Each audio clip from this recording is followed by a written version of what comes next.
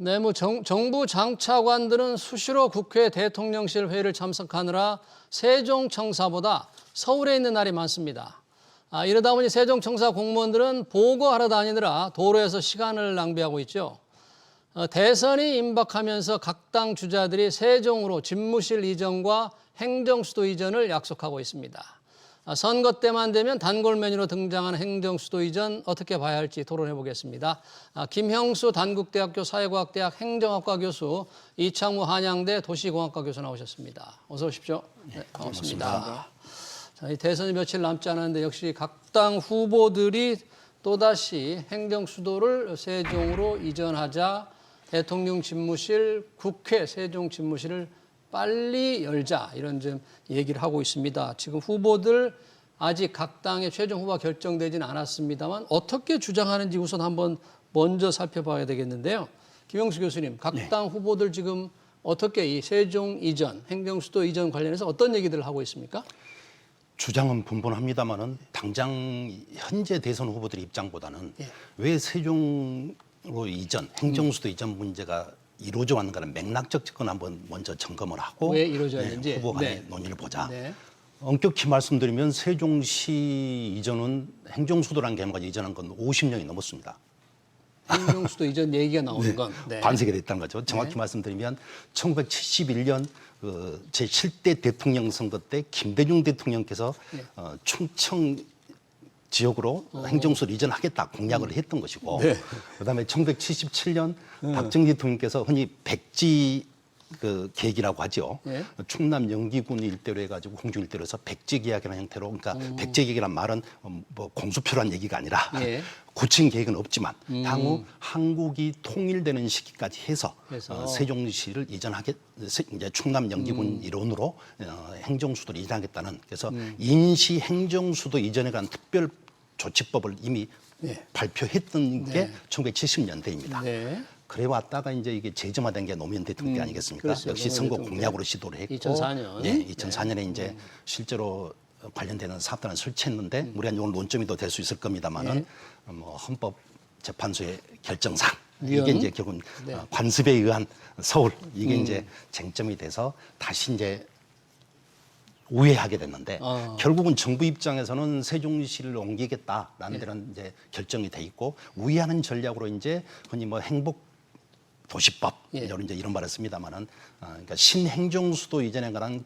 충남 공주 영기 행복 특별청을 위한 뭐 지원법이라는 아주 복잡하게 긴 법이 있습니다. 이 법을 제정해서 이제 우회 전략으로 차곡차곡 행정수도 이전에 필요한 걸 했고, 이미 지금 행정부가 거의 가 있지 않습니까? 정부처들이 대부분 가 있죠. 네. 지금 이제 국방, 외교, 그다음에 여가부가 이제 왜 서울에 남아 있는지 모르겠습니다만 이걸 제한, 나머지 국방부, 외교부 뭐 일부 부처를 제하고는 거의 다 옮겨가 있는 상태이기 때문에 실전 행정수도 기능을 하고 있지 않느냐라는 반론도 있을 수 있죠. 네, 알겠습니다. 행정부의 주요 부처 이전, 행정수도 이전에 관한 역사를 좀 잘 짚어주셨고요. 이창문 교수님 보시기에는 그러면 이게 꼭 대선 때, 뭔가 선거 때만 되면 나오는데, 전체적으로 이 이전, 행정수도 이전까지 우리가 가는 문제를 요때 꼭 이 문제를 제기해서 한번 해봐야 되느냐, 그렇게 생각하십니까? 어떻게 보십니까? 글쎄요, 어쨌든 안 풀린 문제니까 이 뭐 수도 이전과 관련된 이슈는 그때 헌법 불합치 판정을 받았지만 거기에 대한 요구가 사라진 건 아니거든요. 그리고 항상 또 선거 때가 되면 나오는 가장 중요한 이슈가 뭐냐면 균형 발전이라는 이슈가 있으니까 이제 균형 발전과 관련돼서 뭐 수도 이전이나 여러 가지 행정 기능, 뭐 국회 기능 이런 것들을 세종시로 이전하는 부분은 그런 맥락에서 뭐 사실 얘기 안 할 수가 없는 이슈인 거죠. 그래서 이번에도 뭐 얘기가 나오는 부분이고, 이게 실제적으로 진행이 될지에 대해서는 뭐 지켜봐야겠지만 상황은 많이 달라진 것 같아요. 그러니까 과거에 그 행정수도 이전 관련된 그런 시기는 여전히 성장기였고, 또 그다음에 노무현 정부 시기니까 뭐 김대중 정부 시기에 남북 통일에 대한 그런 사람들의 기대도 있었던 시기고 뭐 이래서 관련된 논란들이 조금 다른 상황이었거든요. 근데 이제는 뭐 저성장기 인구 축소기고 그래서 조금 다른 관점에서 이 문제를 뭐 달아볼 수 있는 그런 구도인 거고, 사실은 뭐 그런 큰 그림에 있어서 어느 정도 가능할 건가를 떠나서 이번 뭐 대선 주자들의 대충 기본적인 선호를 보게 되면 생각들이 다 틀린 것 같아요. 서로. 예, 네, 독자. 그래서 뭐 어떻게 다릅니까?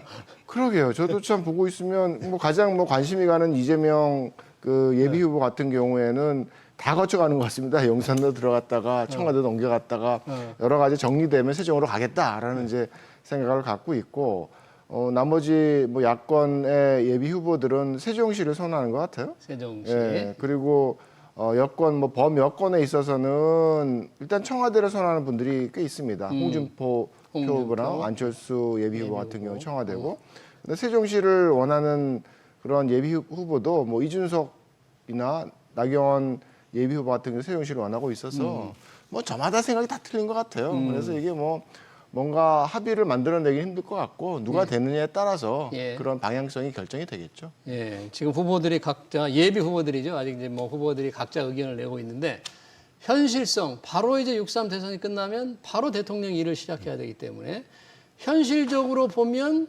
용산 대통령실을 싫어해도 좀 이용할 수밖에 없나 이런 생각도 들어요. 지금 세종 집무실 세종에서 일할 수는 없잖아요. 지금 당장은. 할 수도 있죠.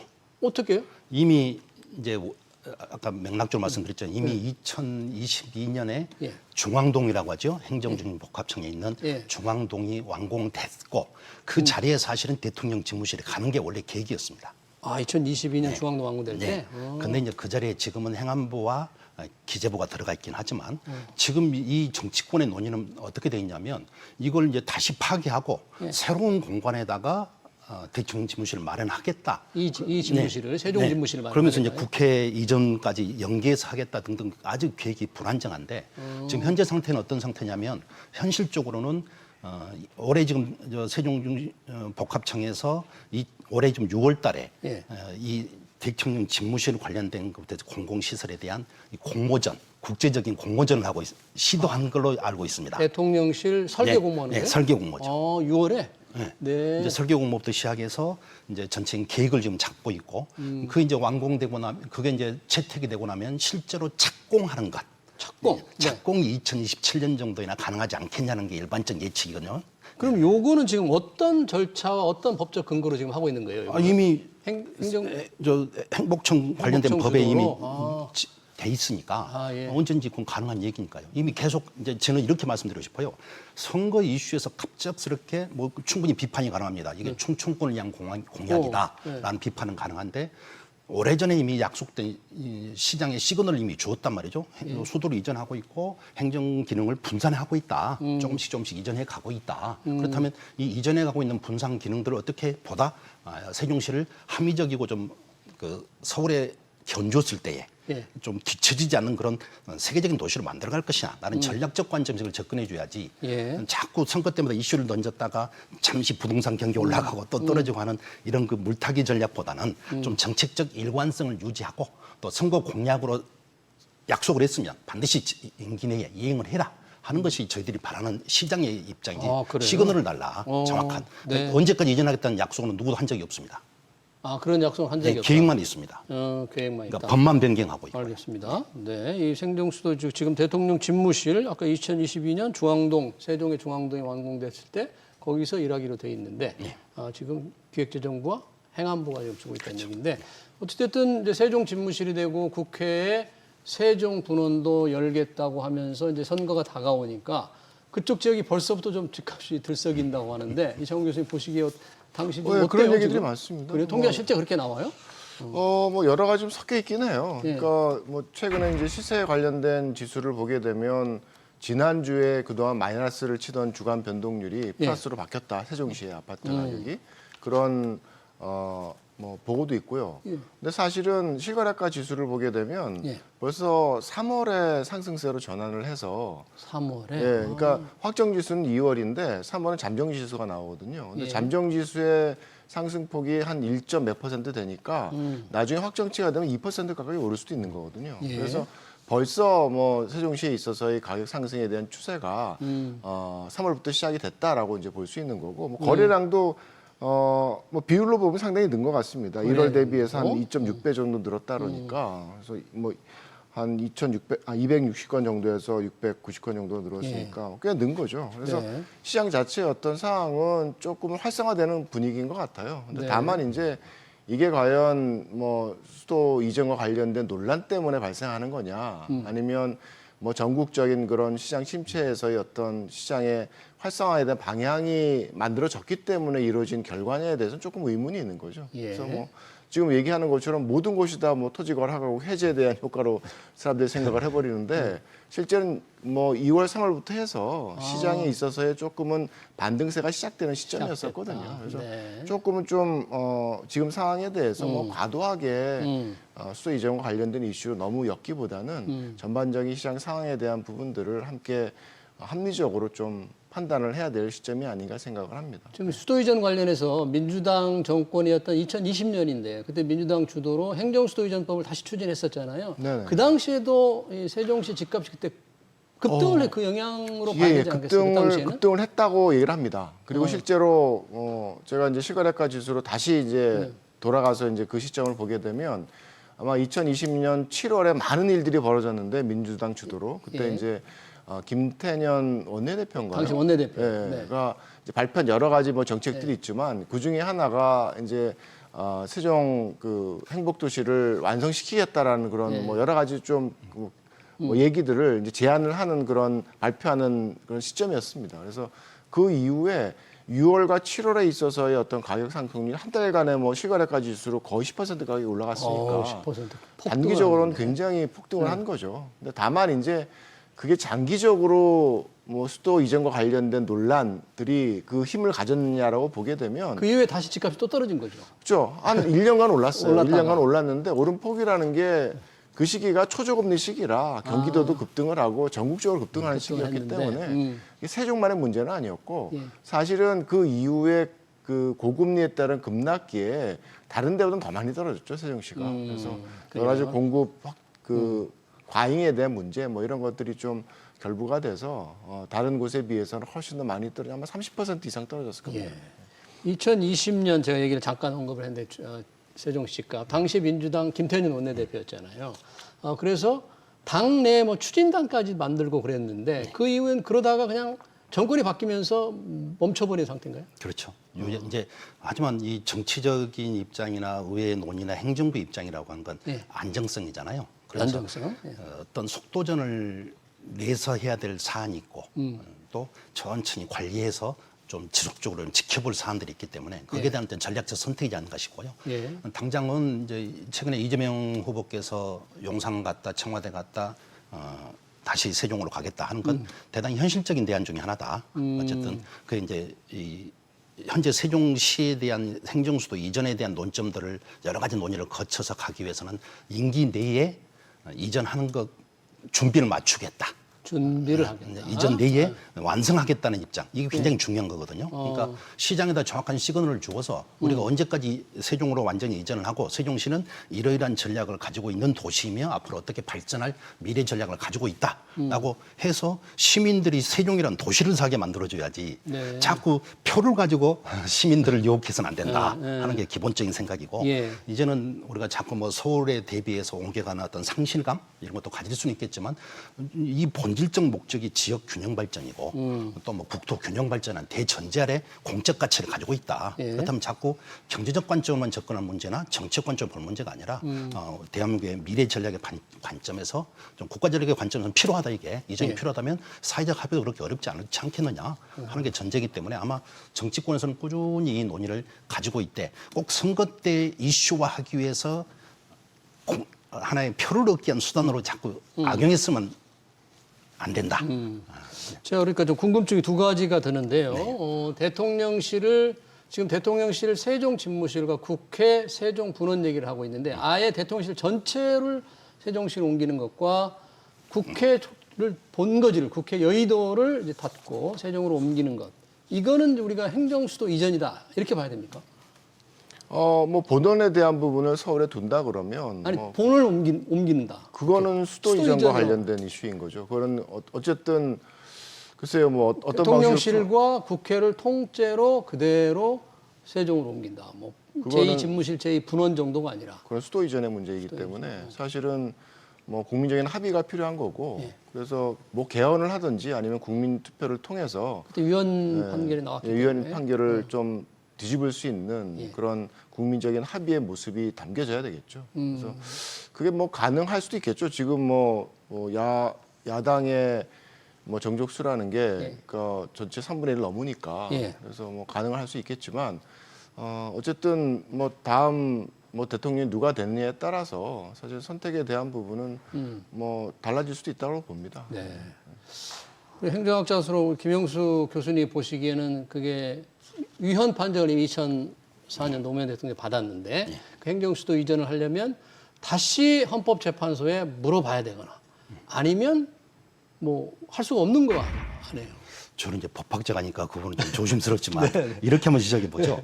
그 미국의 수도가 정해져 있습니까? 미국의 수도 우리가 워싱턴 DC라고 하죠. 그죠? 근데 뉴욕은 또 어떻습니까? 뭐 경제 중심지라고 중심 도시. 하죠. 이렇게 어떻게 보면 행정수도 이전이라는 게 어떤 대한민국의 수도 심미적이고 상징적 수도서 서울이라는 건 어느 누구도 부인할 수 없고요. 전 세계에 이미 건설법적으로. 알려져 있기 때문에 다만 이 행정수도라는 개념은 기능적 분산을 얘기하는 것이지 수도를 통째로 옮기자는 취지는 아니지 않습니까? 이를테면 남아공화국처럼 입법수도, 행정수도, 사법수도 이렇게 수도를 셋으로 나누는 나라들도 있거든요. 아, 그래요? 그리고 또 네. 이미 잘 알려져 있지만 브라질 같은 경우도 이미 리오데자네이루에서 이렇게 브라질리아로 그런 균형 방식에서 이전한 경우도 있고 예. 이제 그런 어떤 국가 전략 입장에서는 가능한 얘기다. 다만 이제 헌법적 판결을 놓고 이제 뭐 당시도 많은 양론이 있었습니다. 예. 너무 과도하게 입법에 대해서 헌법재판소가 개입한 건 아니냐라고 헌법재판소가? 하고 또 불명확하고 자의적인 어떤 확대 해석 아니냐라는 예. 이제 비판도 있었고 하지만 예. 당시 명시적으로는 헌법적으로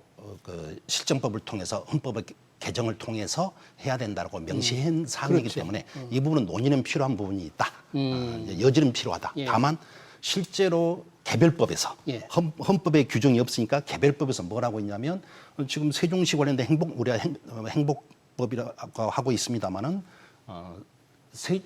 행정수도 이전이라는 용어를 쓰고 있어요. 예. 이전에 관한 지원법이거든요. 행정수도 이전에 관한 예. 지원법. 그래서 개별법에서는 하위법에서는 행정수도라는 용어가 이미 사용되고 있다. 예. 그런 점에서 본다면 그게 20년 전 판결인데 그 사이에 또 관습이 바뀌었기 때문에 또 한 번쯤은 이 관습법이라는 게 좀 역동적이고 또 시대적 흐름을 반영하는 좀 개방성이 있다면 네. 좀 더 다시 한번 재론의 여지가 있지 그러네요. 않겠느냐라는 이제 견해를 갖고 있습니다. 다시 이제 재론이 만약에 됐을 때 이게 사회적 합의를 거쳐야 된다 그랬는데 지금 국민의힘도 의석의 지역별 분포를 본다면 서울 수도권 의원이 아마 절반 이상이 될 것 같은데요. 네, 비중이 높죠. 그렇죠. 그 의원들의 생각도 좀 다를 수 있기 때문에 이 사회적 합의를 거쳐서 실질적으로 행정수도를 세종으로 옮긴다는 게 과연 쉽게 동의를 얻어낼 수 있을까 좀. 사실은 생각보다 쉽지 않죠. 뭐 저희가 뭐 역사 드라마를 보면 수도 이전하는 그런 과정이라는 게 뭐 그 기존의 기득권이 이전에 대한 부분을 반대하고 뭐 이런 역사들을 많이 갖고 있잖아요. 그러니까 저희가 뭐 겪었던 20년 전의 상황도 사실 그런 맥락에서 이해될 필요가 있는 거죠. 그래서 지금은 뭐 아무 소리가 없지만 수도를 이전하겠다 그러면 사실 말씀하셨듯이 수도권에서 또 그리고 서울시에서의 반응이 굉장히 격하게 나올 수도 있는 거죠. 네. 그 당시도 사실은 서울시가 반대를 했고 아마 이명박 시장 당시 그랬나요? 네. 정확하게 이제 기억이 안 나요. 어쨌든 그래서 서울시장 연구원이라고 연구기관을 통해서 반대 논리를 만들어내고 뭐 이런 싸움이 지난하게 지속이 됐거든요. 그래서 생각보다는 그렇게 쉽지가 않을 겁니다. 그래서 다만 이제 뭐 시대가 변했으니까 그런 변한 상황을 어떻게 잘 반영을 해서 합의될 수 있는 그런 구도로 끌고 나갈 거냐에 대한 부분은 결국은 뭔가 트레이드가 있어야 되는 거죠. 뭔가 주고받는 뭐가 있어야 된다. 뭐 청와대가 내려가고 국회가 내려가고 그랬을 때 그럼 우린 뭐야?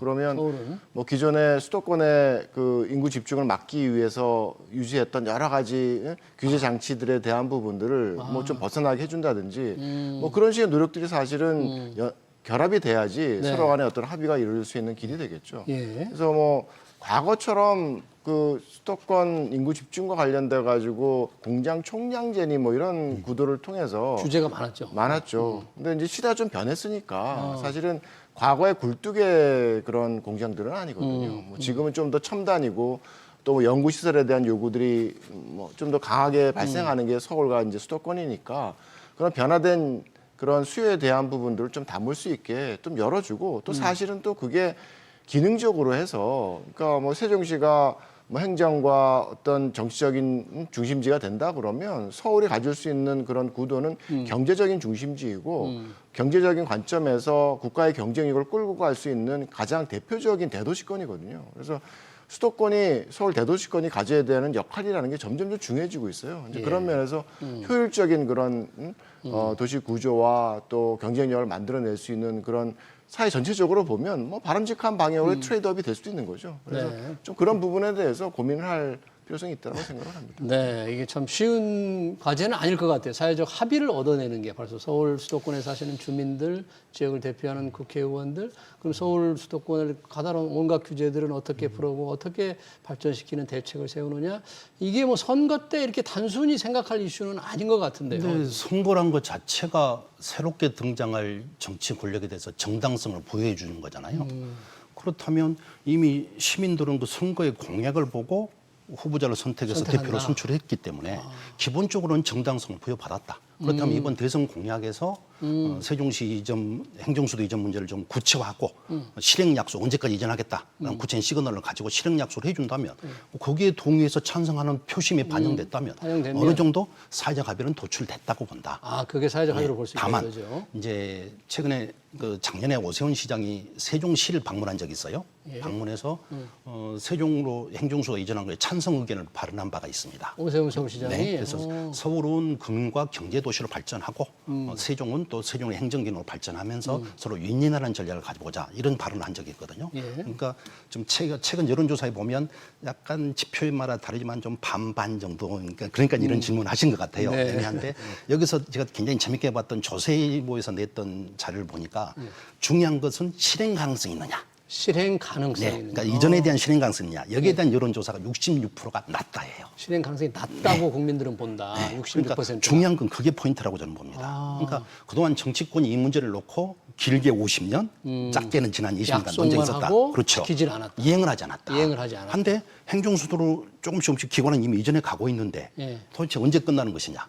피로감이 있지 않겠습니까? 네. 그래서 아마 리더십 있는 지도자라면 이런 시기에 강력한 어떤 리더십을 가지고 국가 미래 전략을 어떤 제로섬 게임이 아니라 서로 플러스 게임이 될 수 있도록 좀 국가 전략을 제안해 준다면 거기에 시민들이 사회적 합의를 통해서 동의에 도출할 수 있지 않겠냐 그런 견해를 가지고 있습니다. 지금 서울에 이창훈 교수님께 우리가 강남 집값에 뭐 강남 불패 신화다 이런 말이 참 있어서 한번 좀 묻고 싶은데요. 만약에 행정수도 이전 논의가 조금 탄력을 받는다. 다음 정부에서 그러면 이 똘똘한 한 채 현상으로 대변되는 강남 지역에 이런 어떤 불패 신화에 어떤 영향을 줄 것 같습니까? 글쎄요, 이게 뭐 강남 불패에 대한 그런 이슈에 대해서 너무 좀 과하게 생각하는 부분들이 있어서, 그러니까 뭐 세종시의 그 부동산 시장이 살아난다고 과연 뭐 강남 불패와 관련된 그런 똘똘한 한 채에 대한 수요가 과연 사그러질 거냐에 대한 부분은 좀 의문이 있는 것 같아요. 좀 다른 문제일 수 있다. 예, 저 똘똘한 한 채에 대한 그런 이슈는 뭐 여러 가지 것들이 섞여 있지만 기본적으로는 뭐 인구 축소기에 있어서의 어떤 안전 자산에 대한 그런 사람들의 수요가 조금은 도시 중심에 해당되는 곳에 이제 몰린다라는 그런 좀 장기적인 추세에 대한 부분이 이제 담겨 있는 거고, 또 한 가지는 뭐 다주택자 규제에 대한 부분을 통해서 여러 채를 갖기보다는 한 채를 통해서 자기 자산 가치를 극대화해야 되는 그런 필요성이 또 결합이 된 거죠. 그리고 또 한 가지는 이 뭐랄까 서울시에 있어서의 공급 상황이라는 게 오랫동안 굉장히 부족 상태로 이어져 왔기 때문에 네. 그 부족에 대한 부분이 뭐 조만간 해결될 여지가 사실은 크지가 않은 거죠. 이제 그런 측면에서 그런 여러 가지 이유들이 많이 사라지지 않는 한은 똘똘한 한 채에 대한 그런 구도는 뭐 세종시의 어떤 시장이 살아난다고 달라지지는 않을 것 같아요. 다만 이제 어쨌든 저희가 이제 뭐 강남 불패든 어쨌든 똘똘한 한 채에 대한 그런 사람들의 수요를 통해서 뭐 아파트 가격이 끝도 없이 오를 수는 없잖아요. 그렇죠. 언젠가는 좀 뭔가 안정화되는 시기가 올 거고. 강남 불패라고 하지만 실제 강남도 몇 년 또 많이 동안 떨어진 떨어지죠. 적도 굉장히 많았기 때문에 그 표현 자체도 맞는 건 아닌데. 그렇죠. 그죠? 저희가 지금 가장 저점이었던 그러니까 강남 아파트 가격이 많이 떨어졌던 2013년을 기준으로 해서 지금 가격을 보면 강남이 엄청나게 올랐지만 과거 노무현 정부 시기에 2006년 1월 시점으로 해서 따져보면은 노동학이나 강남이나 별 차이 없어요. 누적 상승률이. 상승률이. 네. 네. 그래서 사실은 뭐 지금 벌어지는 현상에 대한 부분들을 너무 과도하게 해석할 필요 없다고 생각합니다. 김영수 교수님, 이 행정수도 이전 또는 국회 대통령실 이집무실, 집무실 세종실실 이전 관련해서 장기적으로 우리가 뭐 통일 가능성을 생각하면 뭐 서울에 이런 국회와 대통령실 다 옮기는 게 맞느냐, 중심이 한반도에 중심이 있어야 한다 이런 지적도 좀 나오잖아요. 이 부분은 혹시 어떻게 보세요? 뭐 당연한 지적일 수밖에 없죠. 이제 북진을 해야 되는 것이니까 쉽게 말하면.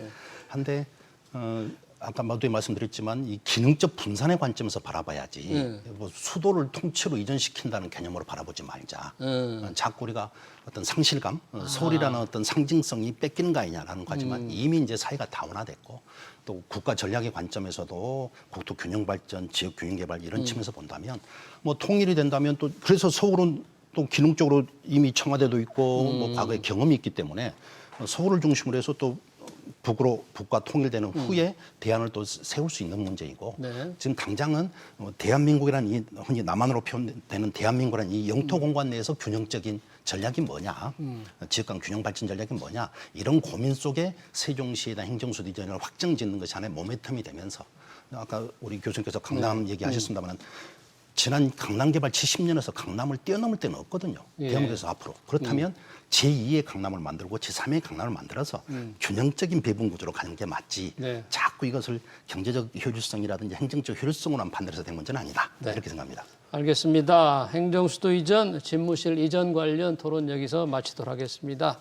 저희 댓글 중에 하나 좀 씁쓸한 댓글 하나 좀 소개하고 끝내겠습니다. 국회는 무인도로 보내는 게 좋겠다. 이런 좀 씁쓸한 댓글이 하나 올라와 있네요.